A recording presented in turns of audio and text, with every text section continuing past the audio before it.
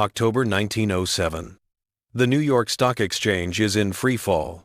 Banks are collapsing. Desperate crowds are lined up outside financial institutions, trying to withdraw their life savings before it's too late. The entire American economy is on the brink of total collapse. And standing between America and financial ruin was one 70-year-old banker named J.P. Morgan. This is the story of the Panic of 1907 and the lessons it still teaches us today. Welcome to Histonomix, where history meets money. To understand how America nearly destroyed itself financially, we need to go back to the Gilded Age. This was the era of Rockefeller, Carnegie, and Vanderbilt. Massive fortunes were being made in oil, steel, and railroads. America was experiencing unprecedented economic growth. But here's the problem. The entire financial system was incredibly fragile. There was no Federal Reserve, there was no deposit insurance, and banks operated with almost no oversight whatsoever. Banks were making extremely risky loans to finance speculation in stocks, real estate, and commodities. And in 1907, two speculators, named Augustus Heinze and Charles Morse, decided to make an incredibly dangerous bet. Heinze and Morse hatched a plan to corner the market on United Copper Company stock.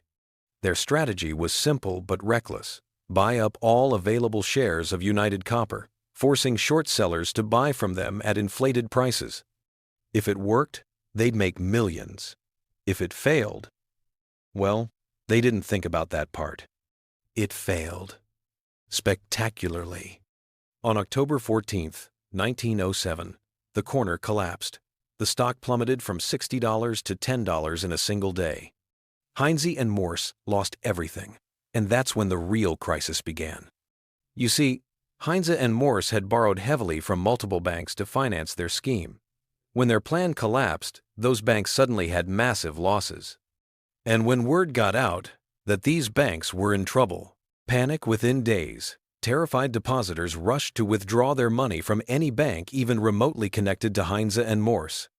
And here's the terrifying reality of 1907. Banks didn't actually have all their depositors' money sitting in vaults. They had lent most of it out, assuming people wouldn't all want their money at the same time. The Knickerbocker Trust Company, MAI, one of New York's largest financial institutions, faced a crushing bank run. On October 22nd, depositors withdrew $8 million in a single day.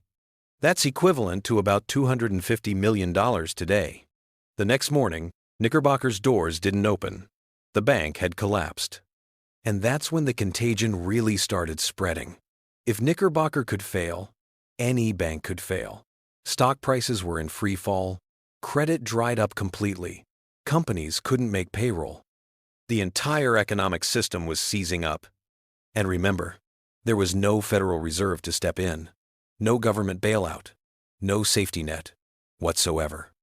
This is where our hero, or villain, depending on your perspective, enters the story. John Pierpont Morgan. At 70 years old, J.P. Morgan was already a legend. He had previously bailed out the U.S. government twice. He had organized the merger that created U.S. Steel, the world's first billion-dollar corporation.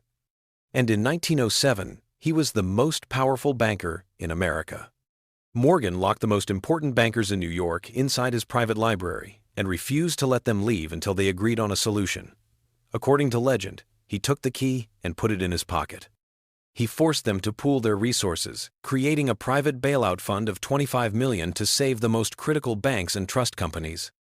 Morgan personally guaranteed loans to keep the stock exchange open. He even convinced clergy to deliver sermons about the importance of staying calm and keeping money in banks. For 3 weeks, J.P. Morgan essentially acted as America's central bank, single-handedly preventing complete economic collapse. The Panic of 1907 finally ended, but not before causing a severe recession. Unemployment spiked, hundreds of businesses failed. And America learned a terrifying lesson. The entire economy couldn't depend on whether one 70-year-old was willing to save it. This crisis directly led to the creation of the Federal Reserve System in 1913, America's first permanent central bank designed to prevent exactly this type of panic. The Federal Reserve could now act as a lender of last resort, providing emergency liquidity during financial crises. It could regulate banks and manage the money supply. In theory, the days of J.P. Morgan having to personally save the economy were over. So what can we learn from the panic of 1907? Lesson number 1. Leverage and speculation create systemic risk. Heinze and Morse's attempt to corner copper wasn't just their problem. It cascaded through the entire financial system. Sound familiar? This same dynamic caused the 2008 financial crisis. Lesson number 2. Confidence is everything in banking. Banks are inherently fragile because they borrow short and lend long. The moment depositors lose confidence, bank runs become self-fulfilling prophecies. This is why deposit insurance exists today. Lesson number 3.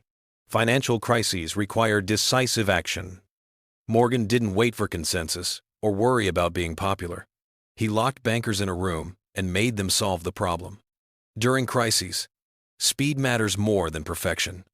Lesson number 4. We still haven't solved this problem. Despite the Federal Reserve and modern regulations, we still have financial panics in 1987, 2000, 2008, 2020. The details change, but the fundamental dynamics remain the same. Excessive leverage, speculation, panic, contagion. The question isn't whether we'll have another financial crisis. It's whether we'll learn from history when it happens. The panic of 1907 is a reminder that financial history isn't just about dates and numbers. It's about human psychology, systemic fragility, and the thin line between confidence and catastrophe. If you enjoyed this deep dive into financial history, hit that subscribe button. What financial crisis should I cover next? Thanks for watching. This is Histonomix, where history meets money.